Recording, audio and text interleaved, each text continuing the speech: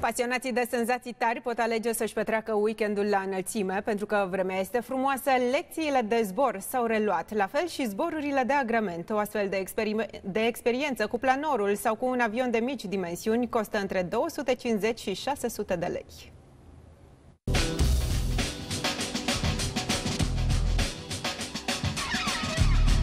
Ne pregătim de zbor. Sebi, ce ar trebui să știu înainte de a decola?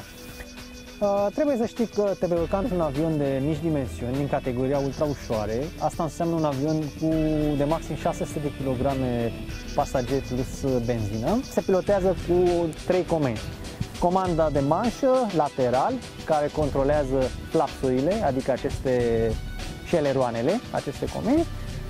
Și comanda de manșă înainte și înapoi, care controlează profundorul, ceea ce face ca avionul să urce și să coboare. Acestea sunt principalele comenzi cu care oricine dorește să se inițieze în arta zborului poate începe.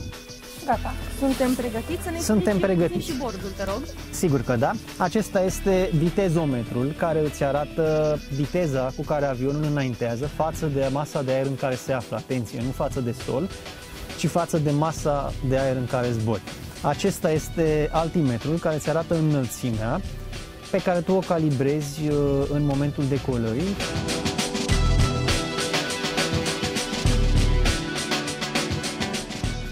În acest moment zburăm la o altitudine de 600 de metri cu un avion de mici dimensiuni, Apollo Fox. Vreau să vă mărturisesc că este prima mea experiență de zbor, am puține emoții, însă peisajul de aici, de la înălțime, este superb.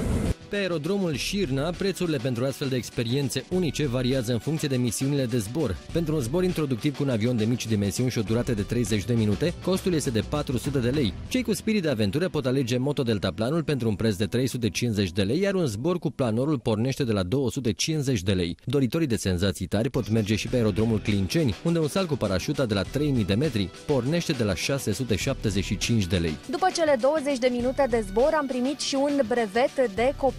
Cu siguranță voi repeta această experiență pentru că a fost una minunată. Un tânăr de 23 de ani a fost